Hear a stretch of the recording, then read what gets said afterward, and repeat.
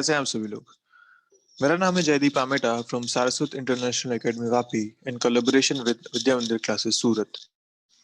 आज हम बात करने वाले हैं हीट ट्रांसफर में कंडक्शन के पार्ट 2 की, विच इज कि अगर स्लैब्स जो है जिनसे कंडक्शन हो रहा है, ऐसी एक से ज्यादा स्लैब्स हैं, वो सीरीज या पैरेलल कनेक्शन में अरेंज्ड है, तो हम यहाँ पे कैसे क्वेश्चंस को सॉल्व करने वाले हैं। ठीक है, हमने लास्ट टाइम पे ये पढ़ लिया था कि जो कंडक्शन होता है वो एनालॉगस होता है जो अपना इलेक्ट्रिक करंट फ्लो होता है उसके, वहाँ पोटेंशियल डिफरेंस, यहाँ का टेम्परेचर डिफरेंस, वहाँ इलेक्ट्रिकल रेजिस्टेंस, यहाँ थर्मल रेजिस्टेंस, जिसकी वैल्यू आपने लिखी L बाई के ए के बराबर। क्लियर है। तो यहाँ पे जब बोला गया कि मान लीजिए दो रिजर्वायर्स हैं, यहाँ पे हॉट रिजर्वायर, कोल्ड रिजर्वायर, मान लीजिए टेम्परेचर यहाँ पे T हाई है और यहाँ पे टेम्परेचर TC है। T high is higher temperature, TC is colder temperature. ठीक है, ये मेंटेन रहेगा। इनके बीच में आपने दो रॉड्स कनेक्ट कर रखी हैं, दो स्लैब्स कनेक्ट कर रखी हैं इस तरीके से, और इनको साइड से इंसुलेट कर रखा है। साइड से इंसुलेट करने का क्या रीजन है, हमने पिछली बार वीडियो में भी देखा था, ताकि कोई भी हीट यहाँ से लॉस ना हो, कोई भी एनर्जी यहाँ से लॉस ना हो। ठीक है, जितना भी एनर्जी फ्लो होगी वो इसी डायरेक्शन में फ्लो होगी, इसके लिए साइड से इंसुलेट कर रखा है। अब ये जो दो स्लैब्स हैं इनके लिए क्रॉस सेक्शन एरिया अलग अलग है। इसका एरिया मान लीजिए A2 है, इसके लिए कंडक्टिविटी K2 है और इसकी लेंथ भी L2 है। सिमिलरली इसके लिए A1, K1 और L1 है। अब आपसे पूछा गया कि बताइए इसके लिए आप इक्वेशन कैसे लिख पाएंगे। तो इक्वेशन लिखने का एक सीधा सा तरीका क्या होता है कि भैया अगर स्टेडी स्टेट की बात करें, मैंने आपको बोला था कि जब भी कुछ नहीं गिवन हो तो आपको स्टेडी स्टेट ही लेके चलना है। एट स्टेडी स्टेट अगर इस जंक्शन का टेम्परेचर अपन मान लें, इस जंक्शन का टेम्परेचर ये है यहाँ पे T। ठीक है, junction temperature is T। Okay, तो जितनी एनर्जी यहाँ से यहाँ फ्लो के आई होगी उतनी ही आगे भी जाएगी, ये बात हम जानते हैं, क्योंकि स्टेडी स्टेट के केस में कोई एनर्जी का लॉस तो है नहीं। हीट जितनी यहाँ से चल रही है उतनी यहाँ आगे बढ़ती जाएगी। तो हम यहाँ पे ये लिख सकते हैं, this TH minus T divided by,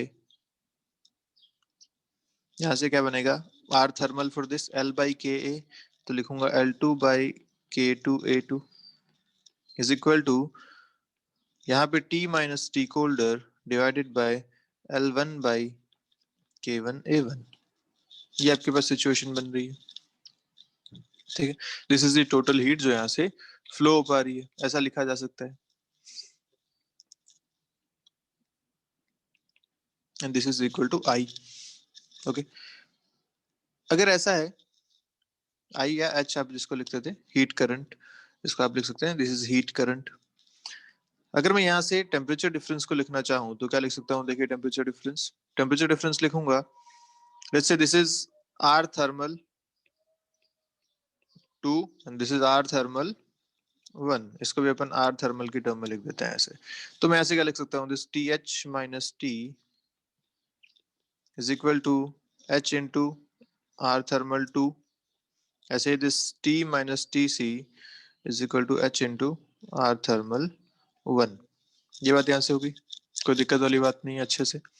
अच्छा, अगर मैं इन दोनों को ऐड कर दूं, इक्वेशन ऐड करने पे क्या मिल रहा है, ये T और T कैंसिल हो जाएगा, बचेगा TH minus TC is equal to H times R thermal 1 plus R thermal 2।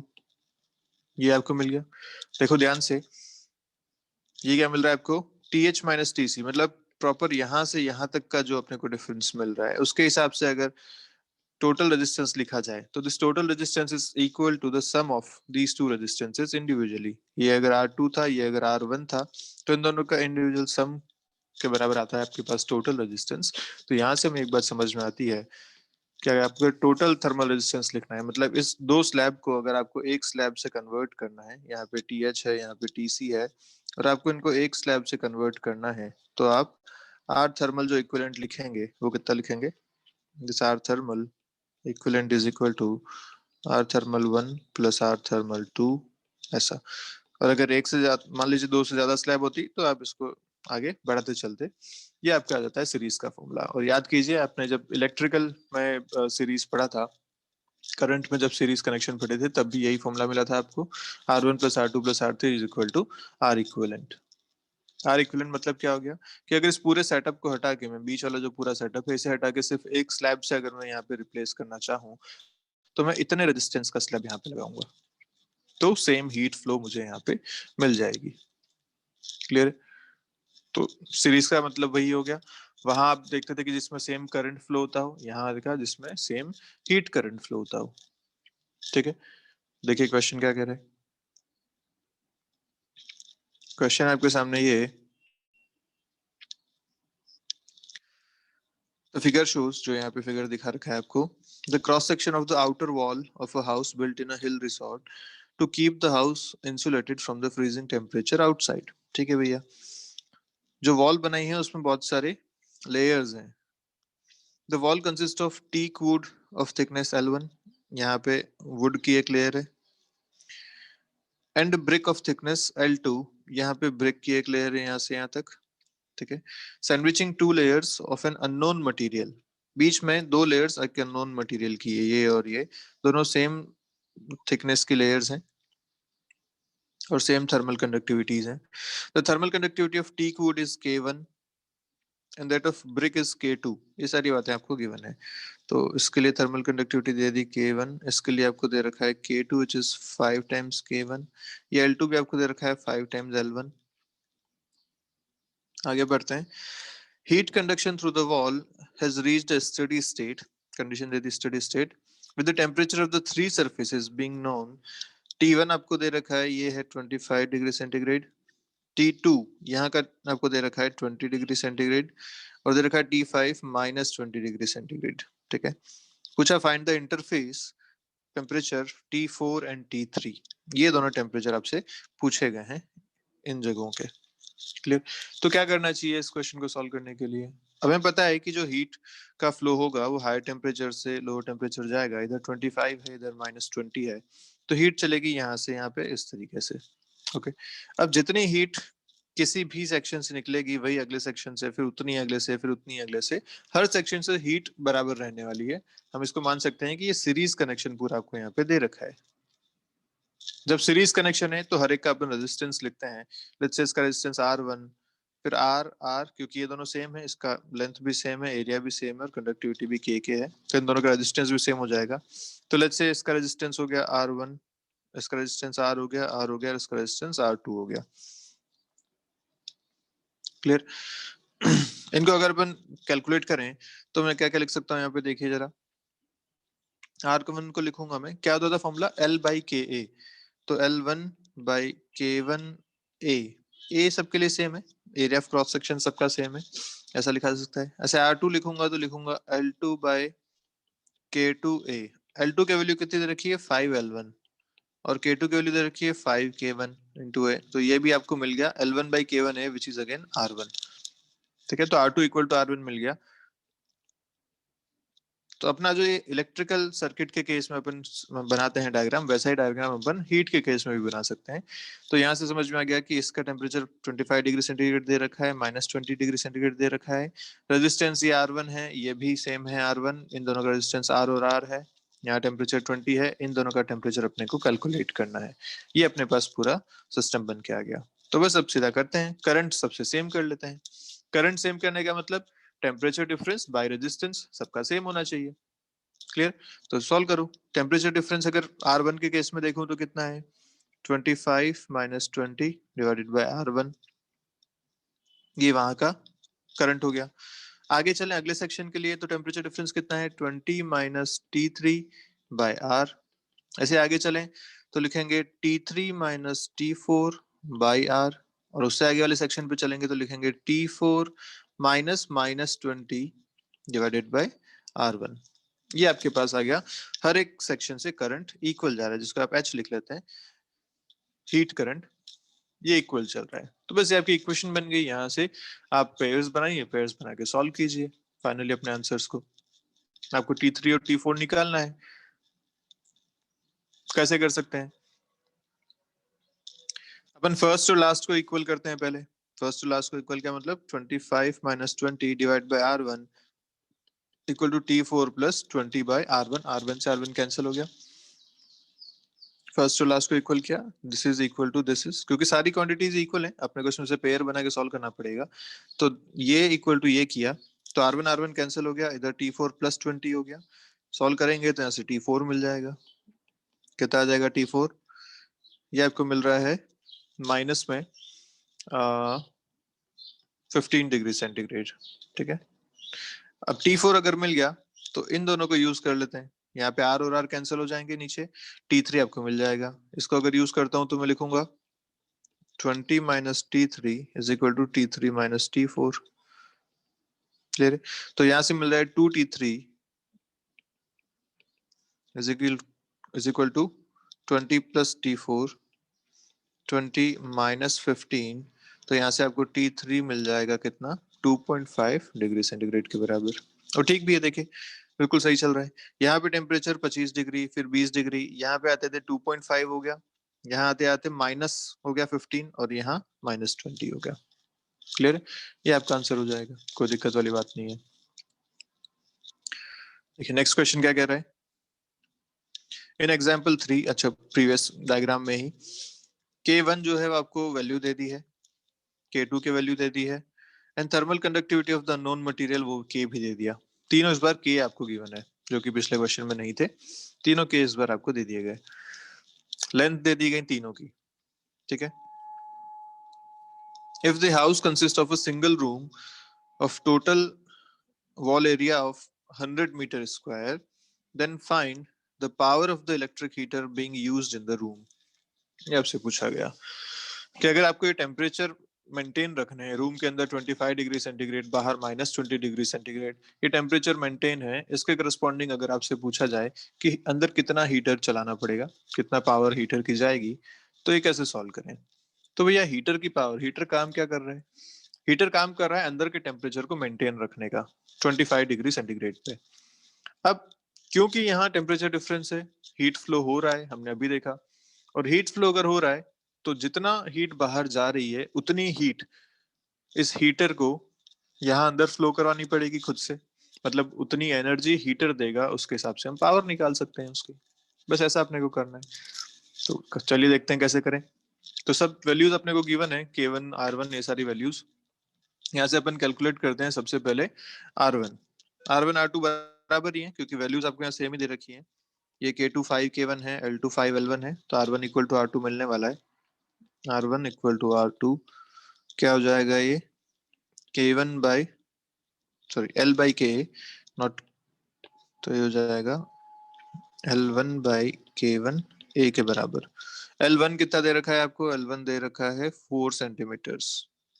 Okay, तो 4 into 10⁻² metres divided by K1 आपको दे रखा है यहाँ पे ये 0.125 इंटू एरिया। एरिया यहाँ पे अपने को किसी का हाँ टोटल वॉल एरिया गिवन है ना 100 मीटर स्क्वायर, तो ये दे रखा है 100 टोटल वॉल एरिया। इसको जब सॉल्व करेंगे तो आपको मिलेगा 32 इंटू 10⁻⁴। ठीक है, ये आपको मिल गया पर degree centigrade.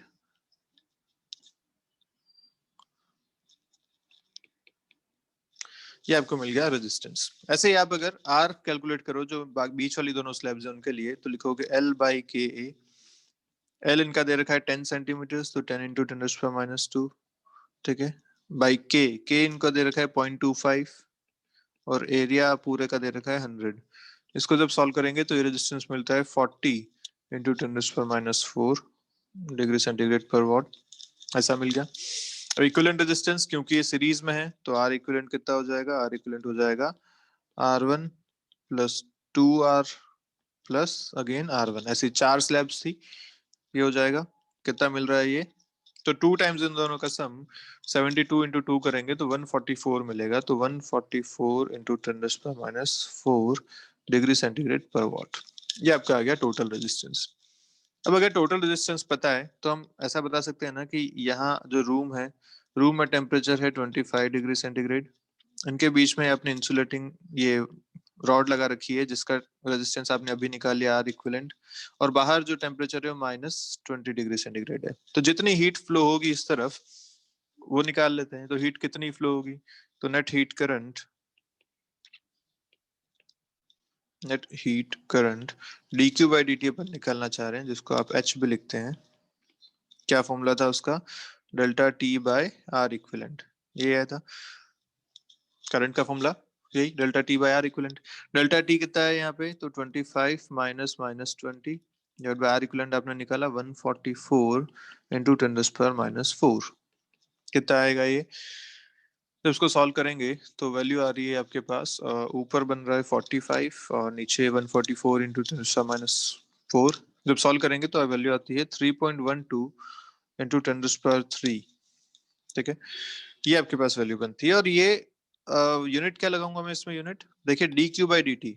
D q by d T मतलब एनर्जी पर यूनिट टाइम। क्या होती है? पावर होती है, पढ़ा हुआ है आपने।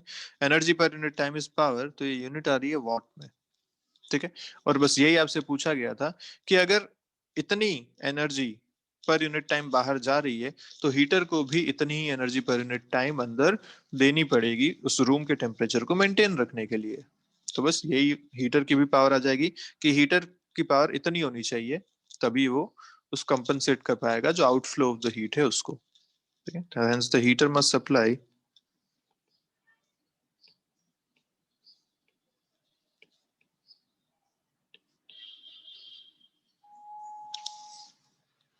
3.12 किलोवाट लिख सकता हूँ इसे मैं 10⁻³ को, टू कंपनसेट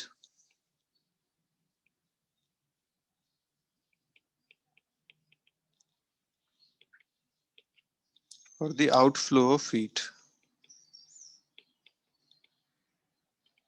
ठीक है, ये आपका आंसर आ जाएगा। चलिए, अब अगर देखते हैं स्लैब्स पैरेलल में है तो क्या करना चाहिए? तो सीधा सा हिसाब है, स्लैब्स अगर पैरेलल में भी हैं तब भी कोई दिक्कत वाली बात नहीं है अपने को। क्यों ऐसा? क्योंकि जो टेम्परेचर डिफरेंस यहाँ पे है वो दोनों स्लैब्स के लिए कांस्टेंट है। अगर ये टी एच है और ये टी सी है, तो ये जो स्लैब बनी हुई है इसके लिए भी इस तरफ टेम्परेचर टी एच और टी सी रहेगा, और ये जो स्लैब है इसके लिए भी टेम्परेचर टी एच और टी सी रहने वाला है। तो जब दोनों के लिए टेम्परेचर डिफरेंस सेम है तो बस आपको इसका रेजिस्टेंस लिखना पड़ेगा एक बार इसका रेजिस्टेंस लिखना पड़ेगा। इससे कुछ अलग हीट फ्लो हो रही होगी, इससे कुछ अलग हीट फ्लो हो रही होगी, Q1 और Q2 अपन लिख सकते हैं। और उसके बाद दोनों नेट हीट फ्लो अगर देखा जाए तो कितना होगा? इन दोनों का सम हो जाएगा। तो बस यही अपने को करना है, जल्दी से कर लेते हैं इसे। क्या क्या लिख सकते हैं देखिए, एरिया मान लीजिए इनका A1 A2 है, इनके लिए कंडक्टिविटी K1 K2 है, और इनकी लेंथ सेम होगी दोनों की क्योंकि दोनों सेम के बीच में कनेक्टेड है। तो L इनकी लेंथ होगी। इसके हिसाब से अगर रेजिस्टेंस लिखा जाएगा तो मैं इसको लिखता हूँ R1 और इसको लिखता हूँ R2। तो R1 क्या लिख सकता हूँ? R1 लिखूंगा L बाई K1 A1, और R2 क्या लिखूंगा इसका? L2 बाई, सॉरी L तो L ही है, तो L बाई K2 A2। ये इनके रेजिस्टेंसेस हो जाएंगे। इस केस में अगर मैं करंट देखूं तो H1 में अगर बोल लूं, जो फर्स्ट से करंट जा रही है, वो कितने लिखूंगा? तो डेल्टा T बाय R1, ये यहाँ की करंट हो जाएगी। Delta T is T higher minus T colder divided by ये रेजिस्टेंस जो R1 आपने यहाँ लिखा उसकी वैल्यू बाद में पुट कर देंगे। ऐसे अगर हीट करंट सेकंड की बात करूं तो हो जाएगा delta T bye R2, same है वो भी T higher minus T colder divided by R2, ये हो जाएगा। अगर नेट हीट देखो तो नेट हीट करंट वो कितना गया होगा? नेट हीट करंट गया होगा इसके अंदर I1 प्लस I2 या H equal to H1 plus H2। तो ये कितना हो जाएगा? This will be equal to T higher minus T colder, ये दोनों में कॉमन आ गया, इधर बचा 1/R1 प्लस 1/R2 के बराबर। क्लियर? और अगर इसको मैं एक सिंगल स्लैब से कन्वर्ट करना चाहता हूँ, तो मान लीजिए ये T हायर T कोल्डर है, एक सिंगल स्लैब से कन्वर्ट करना चाहता हूँ जिसका इक्विवेलेंट रेजिस्टेंस R इक्विवेलेंट है, तो अब मैं यहाँ पे क्या लिखूंगा? यहाँ जो करंट है वो क्या लिखूंगा मैं? T higher minus T colder divide by R equivalent, and this should be equal to this one जो टोटल यहाँ से जा रही है। तो यहाँ से लिख सकता हूँ T higher minus T colder divide by R equivalent. यहाँ से T higher minus T colder cancel हो गया, बचा क्या? 1/R equivalent is equal to 1/R1 plus 1/R2 के बराबर। क्या यही फॉर्मूला आपने पहले भी पैरेलल में पढ़ा था जब आप रेजिस्टेंस के लिए पढ़ते थे? बिल्कुल वैसे ही फॉर्मूला है जैसे रेजिस्टेंस के केस में होता है, वैसे ही यहाँ थर्मल रेजिस्टेंस के केस में भी सेम फॉर्मूलाज चलते हैं। तो जब आपके पास दो या दो से ज्यादा स्लैब्स पैरेलल में कनेक्टेड हो, आप इस तरीके से फॉर्मूला अपना बना सकते हैं और उसको यूज कर सकते हैं। क्लियर है?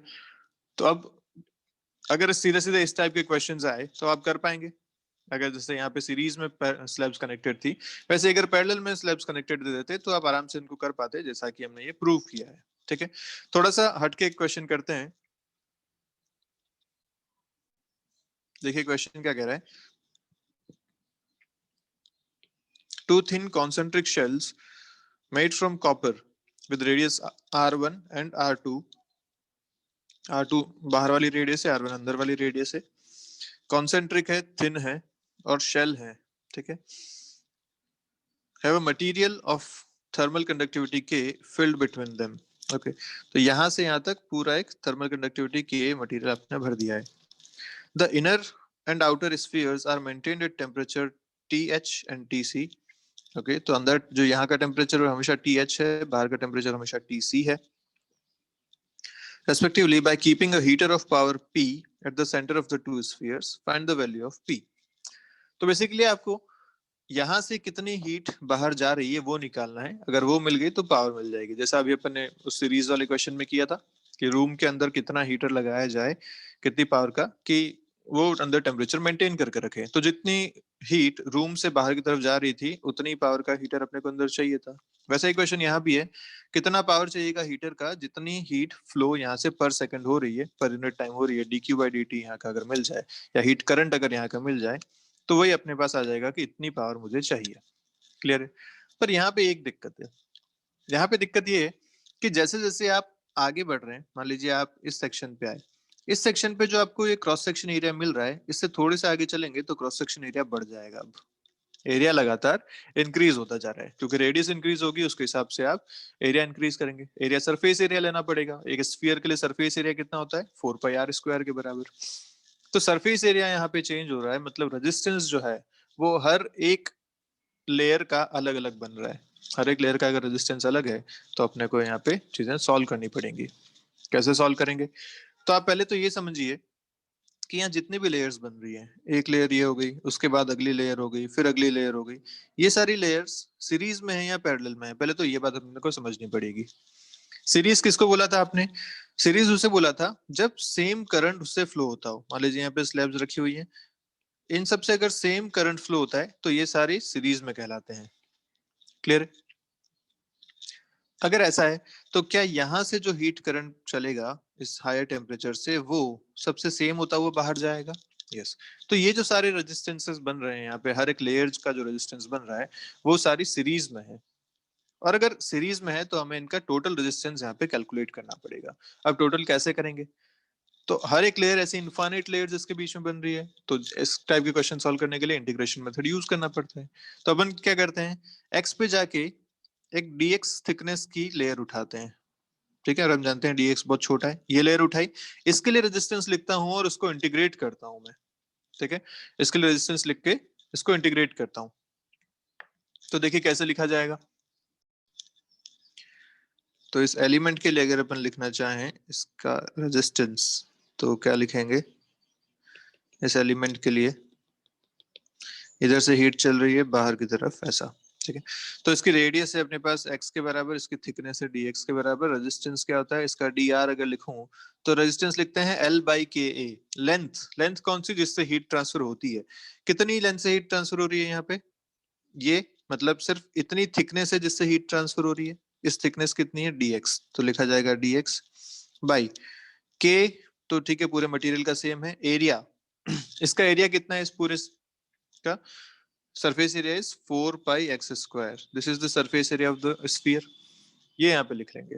तो this is the resistance of this element।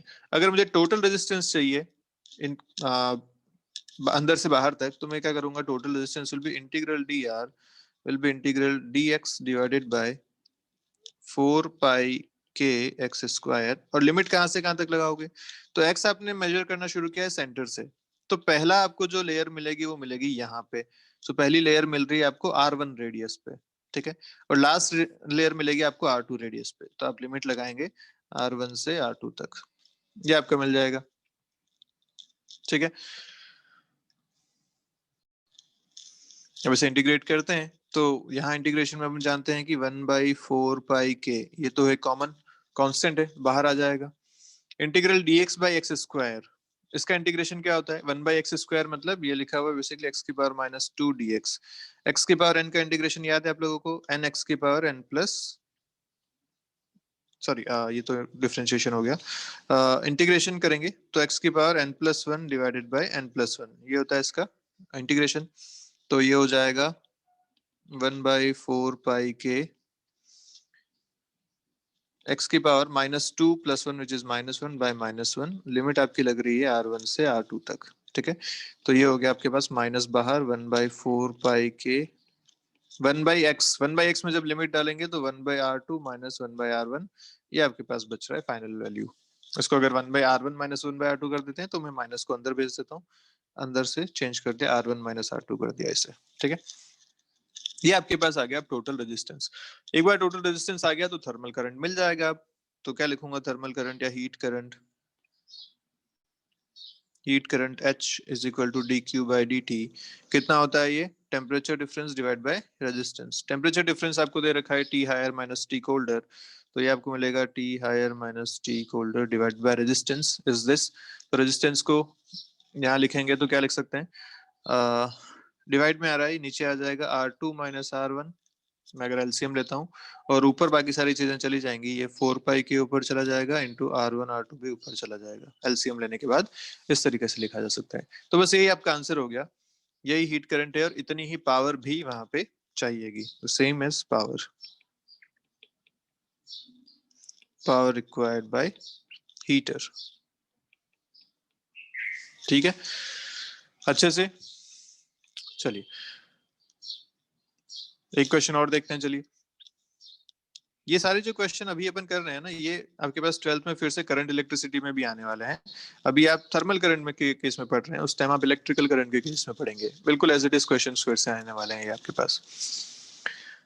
Question कह रहा है कि find the equivalent thermal resistance between point A and B. A और बी के बीच में आपको निकालना है इक्विवेलेंट थर्मल रेजिस्टेंस। ये एक कोन है, ठीक है। इस कोन की इधर की रेडियस आपको दे रखी है R1, इधर की रेडियस है R2, और बोला हुआ है कि ये जो R2 माइनस R1 है ये L से बहुत छोटा है। ठीक है, ये जो रेडियस का डिफरेंस है ये इस लेंथ के कंपेयर में बहुत कम है। क्लियर है? यहाँ तक चीज आपको गिवन है। बोला इसका थर्मल रेजिस्टेंस निकालिए। कंडक्टिविटी आपको K ऑलरेडी गिवन है। अब कैसे निकाल सकते हैं थर्मल रेजिस्टेंस? तो अपने को फिर से ये देखना पड़ेगा कि भैया जैसे जैसे अपन आगे चल रहे हैं, पहली बात तो ये कि हीट अगर मान लीजिए इस तरफ से इस तरफ फ्लो होती है, ठीक है, T1 से T2 की तरफ, तो हर एक सेक्शन से हीट बाहर जाएगी। जो हर एक यहाँ पे डिस्क बन रही है, हर सेक्शन से हीट बाहर जा रही है और हर सेक्शन से सेम हीट बाहर जा रही है। तो मतलब ये है तो सारे सीरीज में। ठीक है, जब ये सारे सीरीज में है तो इनको ऐड करना पड़ेगा।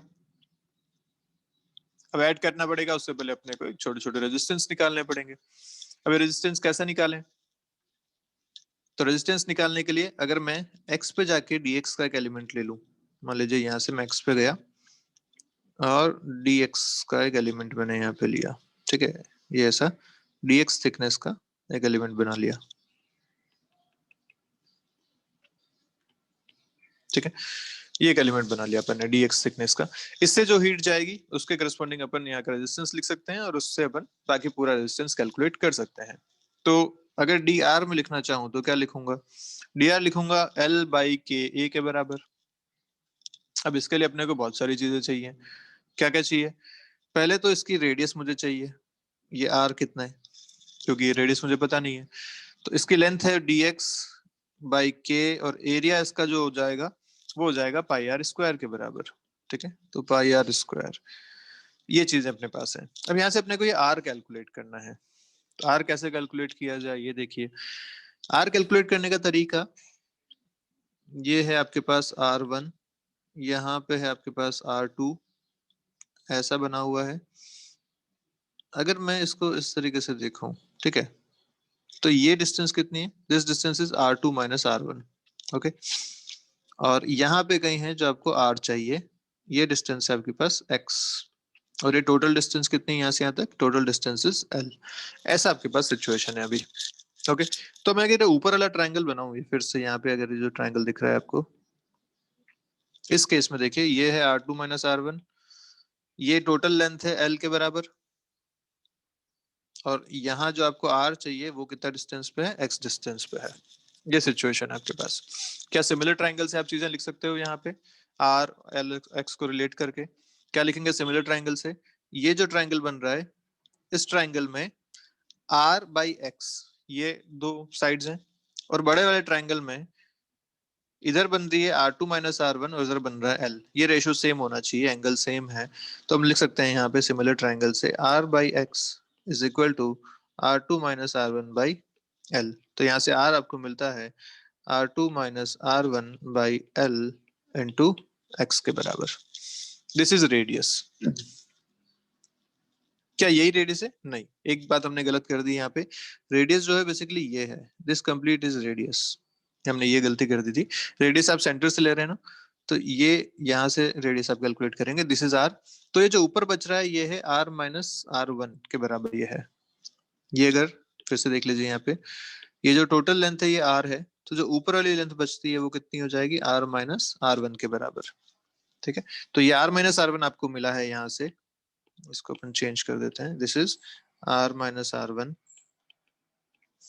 तो ये R जो आपको मिल जाएगा वो कितना मिल जाएगा, R1 plus R2 minus R1 by L into x के बराबर। ये आपको रेडियस मिल गई। इस रेडियस को आपको यूज करना है, फिर इंटीग्रेशन सॉल्व करना है। तो चलिए करते हैं। डी आर जो आपने लिखा हुआ था वो कितना लिखा हुआ था, डी आर लिखा था ये डी एक्स बाई के पाई आर स्क्वायर। तो डी एक्स बाई के पाई इस पूरे का स्क्वायर, तो R1 plus R2 minus R1 by L into x का स्क्वायर। ये सिचुएशन आपके पास पूरी। इसको अपने को इंटीग्रेट करना पड़ेगा, कहां से कहां तक, तो x वेरी कर रहा है 0 से L तक। ये अपना इंटीग्रेशन है। कैसे सॉल्व करेंगे इसको, तो वो मैथ्स वाले में बाद में बात करेंगे। आप जब इंटीग्रेशन पढ़ेंगे तो मैथ्स में इंटीग्रेशन सॉल्व करना सीखेंगे। नीट वालों के लिए वैसे भी ये नहीं पूछा जाता, तो चिंता की बात नहीं है। बट एलिमेंट कैसे बनाना है और रेडियस कैसे लिखनी है, यहाँ तक आपको बात क्लियर होनी चाहिए। और हमें ये देखना आना चाहिए कि भैया ये सीरीज कनेक्शन है या पैरेलल कनेक्शन है। वहां तक आप एक बार कर पाए तो आगे की चीजें फिर मैथ्स में रह जाती हैं, उसके बाद कोई दिक्कत वाली बात नहीं है। क्लियर? चलिए तो आगे बढ़ते हैं, बात करते हैं जंक्शन लॉ की। अब जैसे ये चीजें आप फिर से बता रहा कि आप करंट इलेक्ट्रिसिटी में भी पढ़ने वाले हैं, यहाँ भी आप बात कर लेते हैं जंक्शन लॉ क्या है। तो जंक्शन लॉ ये कहता है कि मान लीजिए एक तरफ से अगर हीट चल रही है, इस तरफ H1 हीट आ रही है, ठीक है, और यहाँ पे एक जंक्शन है, यहाँ पे दो कनेक्शन है इस तरीके से, तो दोनों में हीट डिस्ट्रीब्यूट हो जाएगी। और जो हीट डिस्ट्रीब्यूशन होगा, मान लीजिए इधर H2 जाती है, इधर H3 जाती है, तो हम जानते हैं कि जितनी हीट आई है उतनी हीट यहाँ से डिस्ट्रीब्यूट भी हो जाएगी। इस जंक्शन पे कोई भी एनर्जी स्टोर होने वाली नहीं है, मतलब हीट ट्रांसफर जितना हो रहा है वो दोनों तरफ मिला के बराबर हो जाना चाहिए, इसलिए अभी लिखा गया है I1 equal to I2 plus I3। This is junction law, सीधा सा हिसाब है। क्लियर है? तो sum of all the heat currents directed towards a point is equal to the sum of all the heat currents directed away from the points. मान लीजिए यहाँ पे एक आध ऐसा और होता, यहाँ पे I4 आ रहा होता, तो हम क्या लिखते हैं, I1 plus I4 is equal to I2 plus I3। जितनी हीट करंट यहाँ पे आ रही है उतनी हीट करंट यहाँ से वापस जाएगी, यही कहता है जंक्शन लॉ। क्लियर है बात अच्छे से? अब इसका यूज क्या है, इसका यूज क्वेश्चन में देखते हैं जल्दी से। यहाँ पे एक क्वेश्चन ऐड कर देते हैं। अब देखिए क्वेश्चन क्या कह रहा है। क्वेश्चन कह रहा है कि भैया यहाँ 0 डिग्री सेंटीग्रेड टेम्परेचर है, यहाँ 100 है और यहाँ 50 है, ऐसे तीन पॉइंट्स दे दिए और यहाँ पे जंक्शन है इन सब का। ऐसी रॉड्स कनेक्टेड हैं जिनका रेजिस्टेंस भी आपको दे रखे हैं। इसका थर्मल रेजिस्टेंस R है, 2R है, और इसका भी 2R है। ठीक है, पूछा आपसे इस पॉइंट X का टेम्परेचर बताइए। तो हमें पता है जंक्शन लॉ यहाँ यूज कर सकते हैं। तो जितनी हीट ट्रांसफर यहाँ से हो रही है, या उल्टा देख लीजिए, जितना हीट इधर से आ रही है, जितनी हीट इधर से आ रही है, उतनी हीट यहाँ तक जानी भी चाहिए। या आप इसको ये भी कह सकते हैं, क्योंकि हमें टेम्परेचर बीच का नहीं पता, तो हम कैसे बोले भैया हीट कहाँ से आ रही है कहाँ जा रही है, हम ये नहीं कह सकते। तो आप इसमें क्या कर सकते हैं, देखिए इस जो इक्वेशन आपने यहाँ जो लिखी थी ना, इसको मैं क्या लिख सकता हूँ, ऐसा लिख सकता हूँ, I1 plus I4 minus I2 minus I3 equal to 0, ऐसा लिखा जा सकता है। क्लियर है बात? तो बेसिकली बात ये हो गई कि जितनी भी हीट करंट यहाँ से जा रहा है, या जितना हीट करंट यहाँ पे आ रहा है, सबको आप एक डायरेक्शन में मान लो, और उसके हिसाब से आप सबको ऐड करके 0 कर दो। जैसे आप मान लेते हैं कि यहाँ जो जंक्शन है, ऐसा जंक्शन है, इससे सारा ऐसे बाहर जा रहा है, तो जितना बाहर जा रहा है I1, I2 और I3 ये सब मिला के क्या हो जाना चाहिए, 0 के बराबर। क्लियर है? I1 plus I2 plus I3 0, या फिर अगर सब आ रहे होते, सबको आता हुआ मान लो या सबको जाता हुआ मान लो ऐसा, तब भी आप सेम इक्वेशन लिख सकते थे, ये I1 plus I2 plus I3 equal to 0। ये सबसे अच्छा इसमें तरीका रहता है जब अपने को नहीं पता कि क्या कंडीशन यहाँ पे बनने वाली है। तो इस क्वेश्चन में अपन यही करते हैं, अपन मानते हैं कि जो भी करंट चल रहा है, तो लेट्स से H1 इधर चल रहा है, H2 इधर चल रहा है और H3 इस तरफ चल रहा है। अब तीनों मिला के 0 हो जाने चाहिए। जंक्शन लॉ ये कहता है H1 plus H2 plus H3 should be equal to 0। अब ये तो अपने को लिखने आते हैं। H1 कैसे लिख सकते हैं? H1 हो जाएगा डेल्टा टी यहाँ के लिए, डेल्टा टी मान लीजिए बीच का टेम्परेचर यहाँ पे T है, तो ये हो जाएगा T माइनस 0 बाई आर। ऐसे H2 क्या लिखोगे? H2 आप लिखोगे T minus 100 divide by 2R, और H3 का लिखोगे, वो लिखोगे T minus 50 divided by 2R। हो गया। अब तो क्वेश्चन सॉल्व, सबको ऐड करके 0 करना है, करिए। तो क्या आंसर आ जाएगा, T बाई आर इधर से बन रहा है plus T minus 100 by 2R plus T minus 50 by 2R is equal to 0। यहाँ से ये जो T by R, T by 2R है, इनको अलग कर लेते हैं, तो ये है 2T बाई 2R बन रहा है 4T बाई 2R। इधर से आपको मिलेगा, या R वाली चीजें सारी हटाई दो, ठीक है, R को आप एलसीएम लेके 0 में डाल दो उस तरफ, तो यहाँ मिलेगा आपको 2T, इधर से मिल रहा है प्लस T, उधर से भी मिल रहा है प्लस T, इधर से आपको मिल रहा है माइनस 50 और इधर से आपको मिल रहा है माइनस 25 इज इक्वल टू 0। यहाँ से मिला 4T इज इक्वल टू 75, या T आपको मिलेगा 75 बाय